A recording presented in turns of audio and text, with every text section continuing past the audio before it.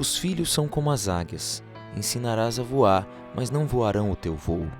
Ensinarás a sonhar, mas não sonharão os teus sonhos. Ensinarás a viver, mas não viverão a tua vida. Mas em cada voo, em cada sonho e em cada vida permanecerá para sempre a marca dos ensinamentos recebidos. Madre Teresa de Calcutá. Quando as nossas crianças são pequenas, fica até fácil para elas, que têm por natureza o ser bom, o ser alegre, a pureza, a inocência, viver aquilo que Jesus nos pede. Perdoar um amiguinho, fazer as pazes, obedecer a mamãe, o papai, não mentir. Mas à medida que esta criança vai crescendo, ser de Jesus vai ficando mais difícil, porque ela vai ter que viver como adolescente, no meio de outros adolescentes, a castidade. E ser casto, ser puro, viver a pureza hoje em dia para um adolescente exige uma virtude heróica. E à medida que a gente vai crescendo, vai entrando na vida adulta, diante desse mundo tão competitivo, onde cada um quer levar a melhor, você pensar no outro, você ter um olhar de caridade para o sofrimento do próximo, ser honesto, exige uma virtude heróica. Claro, nós contamos com a graça de Deus, nós contamos com a nossa boa educação cristã que a gente teve, com a força do Espírito Santo. Eu costumo dizer que educar um filho é como soltar uma pipa, né? Porque a pipa você precisa da linha para ela levantar voo, voar alto, né? Onde ela fica bonita, lá no alto. Mas às vezes também é preciso trazer a pipa para perto de você. Não pode deixar ela ir embora, né? Mas também é preciso sabedoria para saber o momento de puxar para perto de você. E não pode puxar muito, porque também o fio pode arrebentar. Se puxa muito, o fio arrebenta e a pipa se perde, né? Então, é preciso sabedoria, pedir para o Espírito Santo quando que é o momento de puxá-la para perto de você, quando que é o momento de dar a linha para ela alçar voos altos. O dom da liberdade que Deus nos deu, ele é irrevogável. Deus nos deu. E em cada decisão nós somos livres.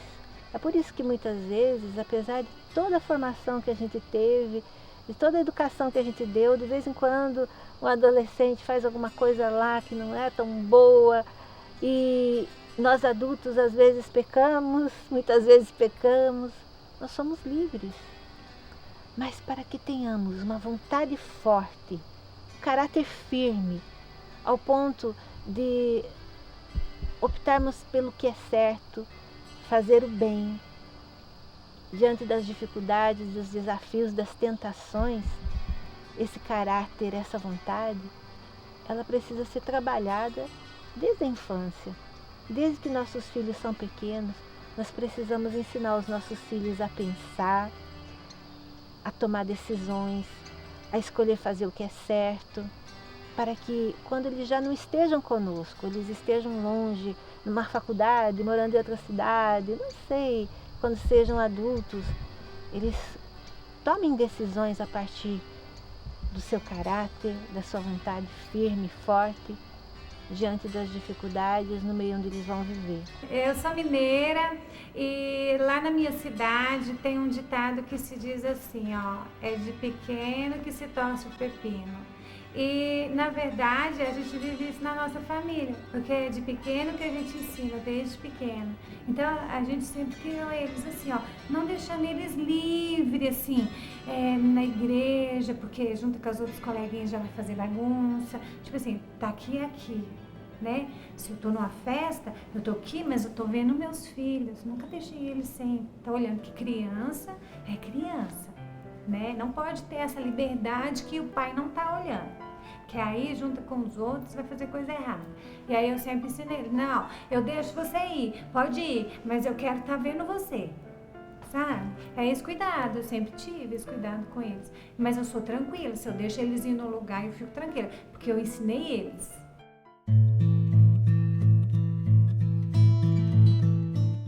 Se enseña a pensar provocando pensamientos. O sea, lo importante es saber que las ideas no se transmiten. Las ideas, los conceptos, los tiene que elaborar cada persona. ¿Cómo hacer esto? Se trata de provocar al niño experiencias que la propia realidad le esté pidiendo un ejercicio cognitivo. Empezando por cosas bien sencillas, pues puede ser que estés con tu hijo con 3-4 años, que ya hay una comunicación, y tú veas que está entrando demasiado sol por la ventana. Tú sabes que sencillamente hay que bajar la persiana, pero tú puedes entablar un diálogo con tu niño para ayudarle a que él mismo fabrique sus propios pensamientos y decirle qué podríamos hacer para que no entre tanto sol.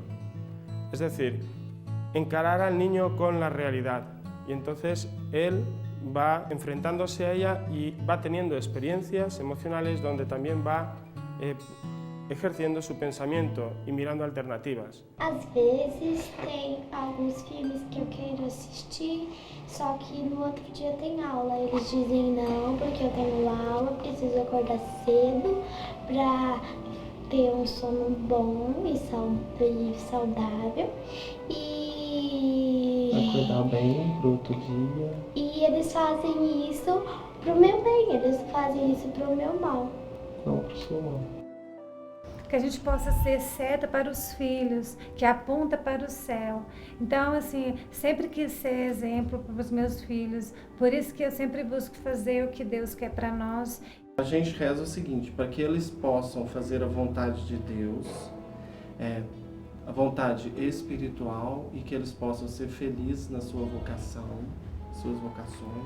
Quero ser de Deus, quero ensinar meus filhos a ser de Deus, para que eles veem em nós o céu.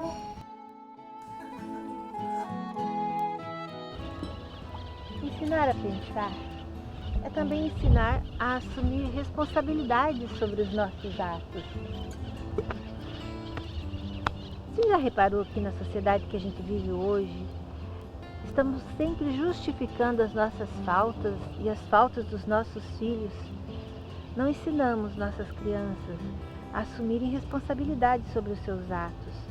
Assim, vão crescendo adultos que não se importam com o que os outros pensam, sentem. Nós cristãos fomos acusados de ver pecado em tudo, como se pecado não existisse. Nós não vemos pecado em tudo, mas todo ato tem consequência. Não queremos criar filhos inconsequentes. Vamos encarar de frente. O pecado, ele existe, mas nós temos para nos ensinar sempre o Evangelho, o catecismo da igreja, que sempre vai iluminar a nossa consciência. O pecado é uma falta contra a razão, a verdade, a consciência reta. É uma falta ao amor verdadeiro para com Deus e para com o próximo. Por causa de um apego perverso a certos bens, fere a natureza do homem e ofende a solidariedade humana.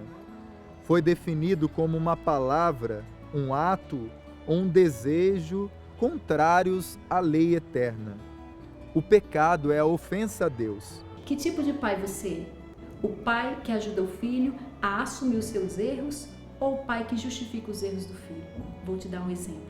Se seu filho mordeu um coleguinha na escola, você vai justificar? Ele mordeu porque estava cansado, estava com sono, e quando ele está com sono fica irritado e morde? Ou você assume junto com seu filho? Eu te questiono. Senão nós estaremos criando uma geração de crianças incapazes de assumir os erros. Se os pais não ajudam os filhos nesse processo de assumir os seus erros, nós teremos adultos que terão problemas em assumir os seus erros, né? De aceitar uma crítica, aceitar uma correção no seu trabalho, nos seus relacionamentos, na vida de uma forma geral. Somos livres para escolher fazer o que é certo ou não. Deus nos fez homens e mulheres livres. E o que cabe dentro desta liberdade a nós pais como educadores. Fazer escolha pelos filhos, no começo sim. Por exemplo, se o seu filho pequeno quer colocar um pedaço de vidro na boca, é claro que você não vai deixar, com certeza, mas com o tempo você precisa ir dando condições a ele para ele construir sua própria consciência. Isso acontece com os bons exemplos e você, pai, é responsável por isso. Quando eu era criança, eu li uma coleção de livros da escritora Laura Ingalls Wilder. Ela narrava como foi sua infância no Velho Oeste americano e me chamou muita atenção de como seu pai ensinava as filhas a exercerem o dom da liberdade, como ele educava as meninas para que elas exercitassem o pensamento e escolhessem sempre fazer o bem, fazer o que é certo.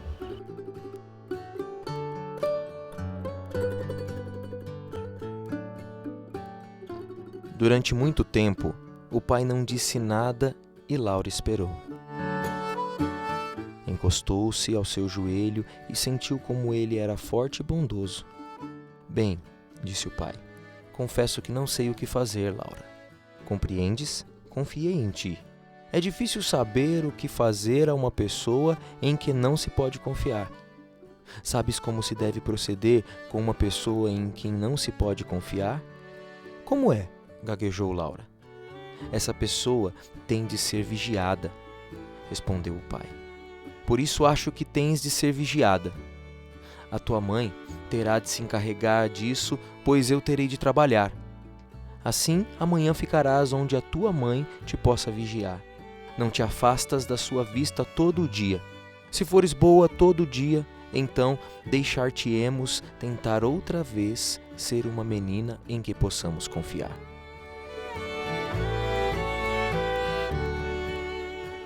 Ela aprendeu com seu pai que Deus nos deu o dom da liberdade para escolhermos fazer o bem.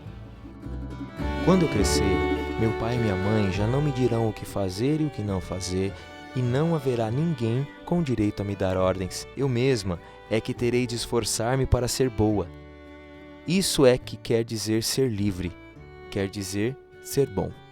Laura Ingalls Wilder.